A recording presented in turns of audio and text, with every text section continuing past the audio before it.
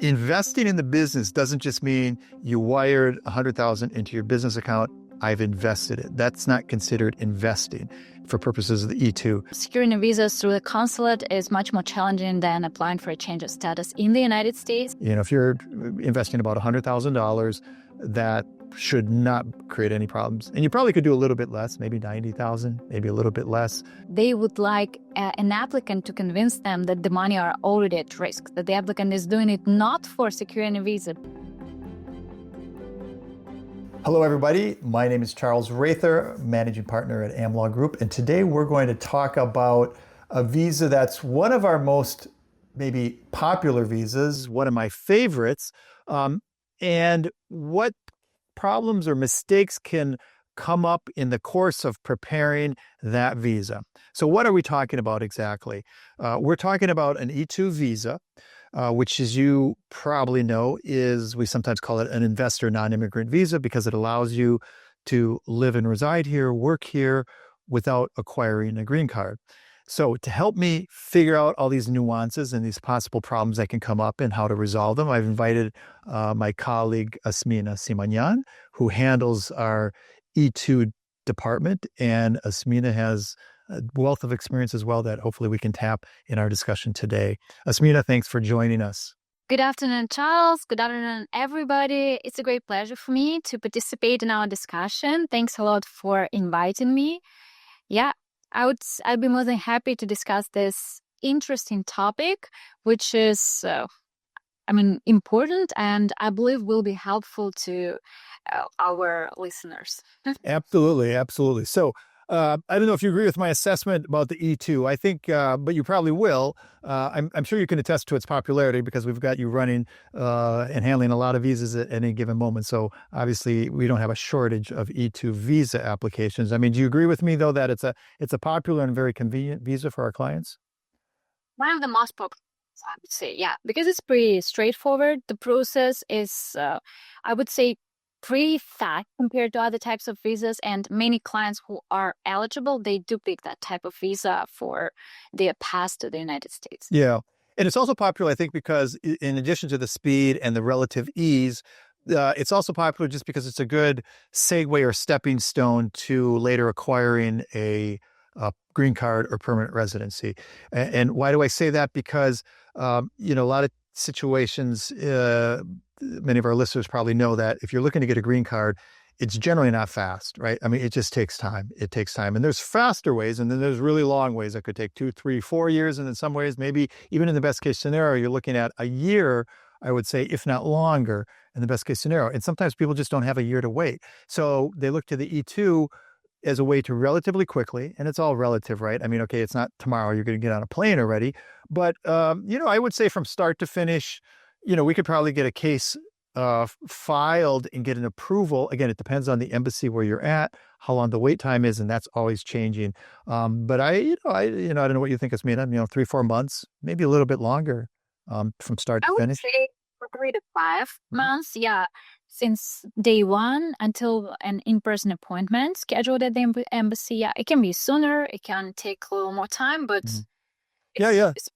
And even in just involve the work that we control, working with the client, we can get that done. I mean, we've had cases we got it done in less than 30 days, maybe on average, 60 days to get everything ready. The reality is it probably takes a little bit longer because clients take some time collecting everything.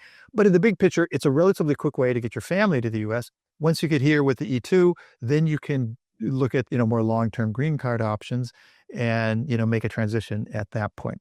So having said all these great things about E-2, which are all true, like with any visa category, there are challenges and problems and mistakes that come up.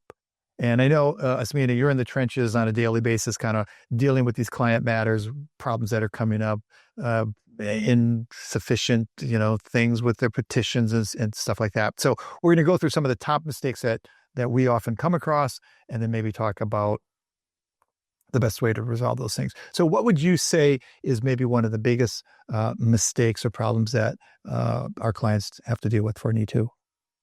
I would probably start with an insufficient investment amount, because many people, while doing their own research, may mistakenly think that investing any amount of money and starting their own business will secure them a visa or an E-2 status, which is not quite right.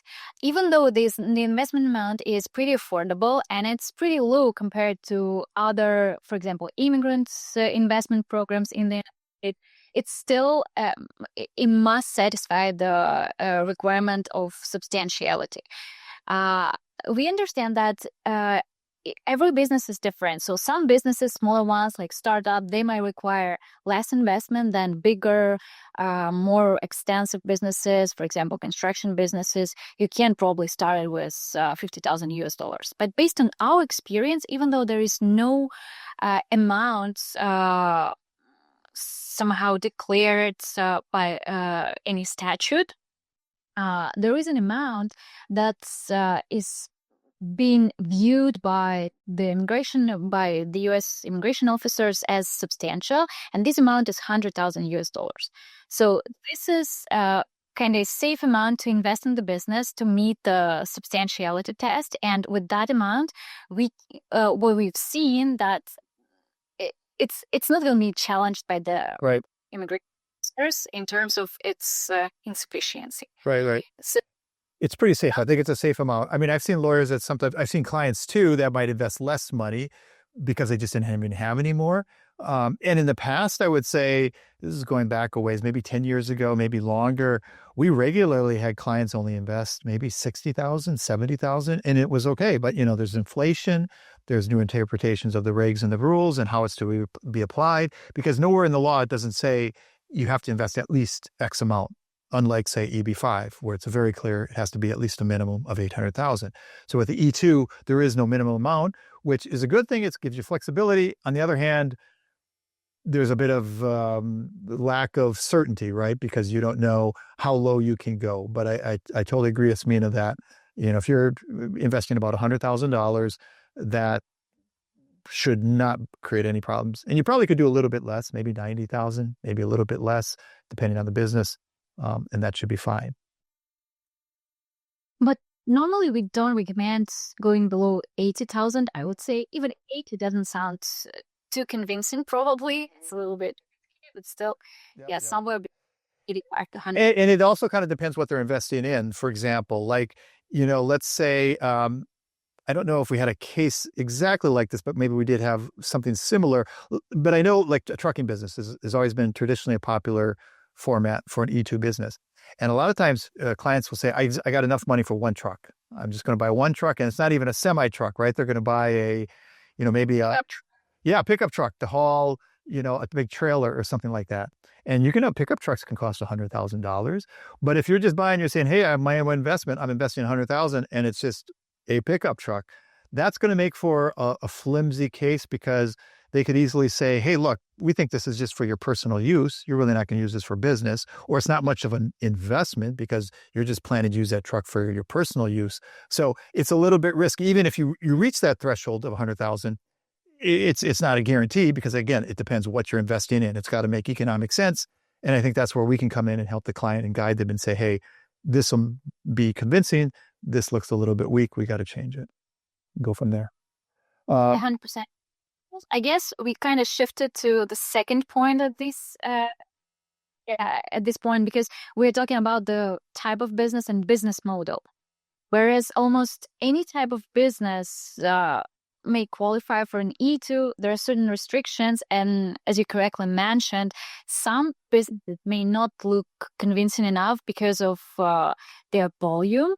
If they're buying, for example, a good example, if they're buying just one truck, it may not be sufficient to establish business as an active, bona fide, non-marginal enterprise. So let me ask you a question. Do you think there are certain businesses that are not going to be a good choice for an E-2, or should clients avoid certain types of businesses? Well, I certainly agree that the majority of businesses are appropriate for E-2, the vast majority. So that's generally not a problem. But there are some options that are no-go, forget it, this ain't going to work. One of them is if it contradicts federal law. So if it involves gambling, if it involves marijuana or any kind of drugs, that are outlawed on a federal level, forget it. It ain't going to fly. So even if you're in Colorado, whatever other states that have legalized, growing or sale of marijuana, for example, that's not going to work on a federal level. So even though you might have a business in Colorado and you want to grow marijuana and it's legal on a local level or state level, under federal law, believe me, marijuana is treated the same as almost as cocaine. So it ain't going to fly. Similarly, in anything involving gambling, for example, that's outlawed under federal law. That would not work. Those two cases are kind of outliers. We generally don't have people looking at that. But probably the third or the most important category of businesses that does not qualify for an E-2 is if it's a passive business.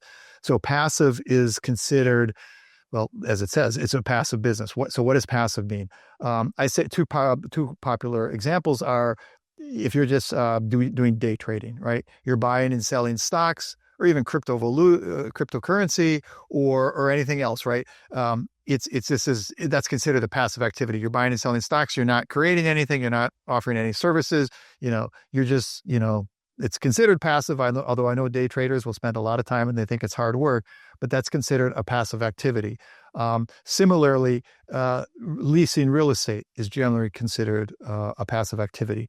So if you have one or two apartments that you rent out, and you might make a lot of money and you've invested more than $100,000, but that's not considered an active business, right? You put it on a long-term rental, you sign an agreement for a year, you don't see the tenant for another year except when they pay the rent. It's not considered an active business. Now, there are scenarios where you could use real estate rentals for E-2, and it would be considered an active business. And that's generally when you have enough units that you're managing to constitute kind of like full-time work, to say, hey, I'm in the business of property management. And here we've got 5 units, 6 units, 10 units. They don't have to all belong to you. You could be managing third-party units. You could have your own units that you're managing. We've even had clients where they bought a few units themselves, and some of them they just leased out on a long-term lease, and they relet them on a short-term basis on Airbnb. So that could work, provided you've got enough units that we think you could qualify as being like a property manager as opposed to just kind of a passive property owner. So did you have any thoughts on that, Asmina? I totally agree. So it's passive, definitely when you're just waiting for return of your investment, and whatever you mentioned is, I have nothing to add here, Charles. Okay, all right, good. All right, so I answered that. So that's another one, a mistake that comes up. A third one here, and you can maybe go into this a little bit, Asmina. A third one is, and this is kind of hard to explain to clients a lot of times, is investing in the business doesn't just mean you wired $100,000 into your business account. I've invested it. That's not considered investing for purposes of the E-2. The thing is, the funds have to be irrevocably committed, and how do you prove that? And Asmina, maybe you can address that. How do you prove that the funds are committed? By just wiring $100,000 to your company account, that doesn't work. Yeah, unfortunately, it may not sound, clear, or it may not be that easy to understand from the entrepreneur point of view, because person is trying to secure their presence in the United States as a first initial stage, and then they are thinking about investing money, spending money, and setting up the business. But the officers, they think the opposite. They would like an applicant to convince them that the money are already at risk, that the applicant is doing it not for securing a visa, but rather just to establish a business and grow it within the U.S. economy. So the goals are different here. That's why what we're trying to explain is simply investing the funds is not enough. The client has to show, any applicant has to show that the money has been spent to set the business up. The business is 100% ready to launch its operations as soon as the visa is issued, or even operating. It's also an option, because sometimes clients do ask if the business should start opening doors, or is it prohibited. It's not prohibited. The business can launch before the visa is issued. But the main point here is basically that the funds must be spent to set it up, purchase all the required equipment, secure an office space, maybe hire some workers if it's feasible at this stage of the business setup. The remaining funds, they can remain in the business account. They should not be spent completely. They can remain, but must be committed, meaning that you have to show some contracts for maybe at least first year of operations, and office lease, marketing agreements, and so on and so forth, to show that your company has some mandatory future payments to make, and the funds that remain on the business bank account, they will be used to cover these expenses, operating expenses. Right. So maybe as lawyers, we kind of make things sound more complicated than they are in reality. Kind of the rule of thumb that we tell our clients, let's say if you're investing $100,000, we generally say you need to actually spend like, pay it, deduct it from your business account, probably $60,000 to $70,000 prior to filing. And then you provide invoices. Hey, we had to buy this, we had to pay for this, boom, boom, boom, boom. And then the remaining funds, like Asmina mentioned, the remaining funds, we have to provide contracts confirming that these remaining funds, the majority of them, maybe not all of them, but the remaining funds will be spent in accordance with these contracts. So it could be a lease agreement for the office. Okay, for the remainder of the year, you're going to have to spend $10,000. And so, they could say out of that remaining $30,000, we're going to have to pay $10,000 for a lease. Or you might have an employment agreement with somebody and say, hey, we're going to have to pay this person X amount of dollars. Now, of course, everybody understands, you could cancel your lease next month. You might fire your employee. So, no one's going to, obligate you to actually pay these expenditures if plans change, situations change, and stuff like that. But at least they want to see that there's these legal agreements in place that theoretically, assuming they stay in place, they would force you to spend the remaining money. Why do they do all this? Just to primarily to show that, hey, you're not going to take the money and just put it back in your personal pocket and not develop the business. That the government wants to make sure, hey, this is really a business you're going forward with. You've spent, the majority of the money you've already invested, and the remainder, you've committed contractually to spend that over the next year. So yes, that's a very important point. And I think sometimes clients overlook that. Now, talking about the topic of money, there's another issue that comes up as well. And this is a very important one, is the source of the funds. So maybe you can describe that a little bit, Asmina. So when they invest at $100,000, what degree of, evidence proof do we have to provide as to where those funds came from? Yeah, when it comes to an investment, it's not enough to simply invest the funds in your US startup or existing business, for example, but you have to prove the source and path of these funds. Insufficient source of funds can pose a risk on the entire application, because the officers, they want to see where did the money come from. It can be a variety of sources. So maybe some earnings, employment income accumulated over the years. It can be sales of certain real estate or any other property that belongs to the applicant or family members, for example. Gift agreements from close friends, family members. It can be even loan agreements from financial institutions or maybe third parties. Can be different options, in fact, and many of them will satisfy the requirements. It's just a matter of collecting the documents, proving the initial source and the actual path. Good thing that we don't have to dig deep to the very first source. Yeah, like we should do immigrant investor petition. EB5, yeah, with an EB5, right? Yeah, EB5. So we normally focus on the first, maybe second source of funds, and providing evidence to establish source and subsequent path of these funds is normal enough to step. Yeah, the E2 is similar to the EB5, but it's a lot easier. So as you had mentioned, Asmina, with the EB5, let's say you sold an apartment. With EB5, you got to go back to the very first dollar you earned that you used to put in, to buy the apartment. With the E2, generally, they might ask for more details, but generally for the E2, they might say, oh, okay, you sold your apartment last week. You provide documentation showing, hey, we sold it. Here, we got the funds from the buyer.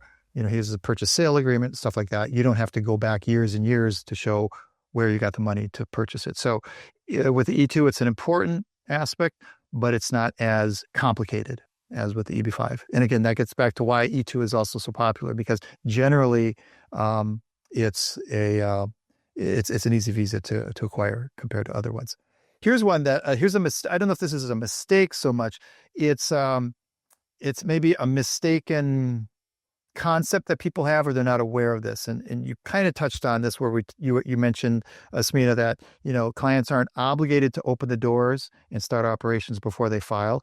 It certainly helps if they do, because when you go to the interview, you can say, hey, this is not a pipe dream. We've got people working, generating income. This is a real bona fide business. So it often helps, but you don't have to have operations prior to filing. And I would say probably the majority of our clients do not have operations in place before filing. But here's the question comes up is, in that case, what about if you've got a new business, I don't know, you've got a cafe and you're developing the cafe and you got to do the build out. You rented some space, but they got to remodel the interior and put in the seats and the kitchen and all this other stuff. Just so you're clear with the E2. With the L1, some other categories, it's a little more flexible. With the E2, you can't really file the E2 until everything is in place, ready to operate. So we had one client once, they were looking at tearing down an old building and then building a restaurant in that place and then launching the restaurant as the E2 business. Unfortunately, we're telling them, that phase, during the phase of the tear down, the construction, stuff like that, we couldn't get the E2 for the client because there's no operations, right? And it's not clear when those operations would even commence, right? So you got to tear down the building, put up a new one. There's always delays and stuff like that. So the point of all this is you've got to have the business. If it's not already operating by the time you file, everything's got to be lined up so that as soon as you get that visa and you come to the U.S., boom, you can turn on the lights and start operations. So in that regards, not every business is an appropriate business for E2. So especially where there's a long prep period, there's a long runway from the start until you actually start operations, like if there's some construction involved, getting permitting, other things, a development project, that would be problematic for an E2. But anyway, so that's just an aside. Wanted to throw that in there. Yeah, absolutely. Heavy licensing requirement. If, for example, your business requires certain licenses and you have to wait for the license to be actually issued and approved for 6+ months, it might not be also a good idea to apply. Oh, yeah. Because they check this. They check to see if you have all the required licenses. And if you don't, that could be a problem. Well, I think we've pretty much covered everything. The only other one item I wanted to touch upon, this isn't really a mistake per se, but it's a challenge that I think it's worth us highlighting, kind of as in conclusion for our discussion today, is the challenges sometimes of handling the interview at the embassy. So as you probably know, there's two ways of getting your E2. If you come to the U.S. as a tourist, student, or have some other visa here, you can change your status in the U.S. And in the big picture of things, that's a safer way to go. I mean, from our own practice, and I presume other attorneys have similar experiences, I think in more than 15 years, we've only had one denial within the U.S. for an E2. But we can't say that for people going to embassies. And it's not like we send all the bad cases to the embassies. No, it's just because when you go to the embassy, I wouldn't say the luck of the draw, but there is a lot of unpredictability, right? You are going to an interview with an officer whom you don't know, we don't know. We don't know what questions he or she's got in their head and what's going to bother them, not bother them. And unfortunately, they make a decision right there on the spot. They're not going to, with very rare exceptions, they're going to make a decision right there. They're not going to give you a second chance to say, hey, can you go talk to your lawyer and clarify this or get some more documents about that? They're going to say, hey, they're going to make a decision right there. And so how you conduct yourself during that interview, what kind of answers you give, and even just what the perception is or the stereotypes of the officer is going to play a large role, unfortunately, in whether you get that visa or not. So we certainly try to work with our clients to prepare them for the interview. I mean, there's only so much you can do, right? And we even have a downloadable, and maybe we have a link here in the description that would allow you to download our guide for nailing a U.S. Visa interview, because there's a number of factors they look at. And we wrote that little guide based on our own professional experience, based on conversations with former consular officers, et cetera. And I think every little piece of information you can collect is always helpful to make sure you do a good job at the interview, create a great impression, and get the visa. Unfortunately, that happens not too often, luckily, but still securing a visa through the consulate is much more challenging than applying for a change of status in the United States.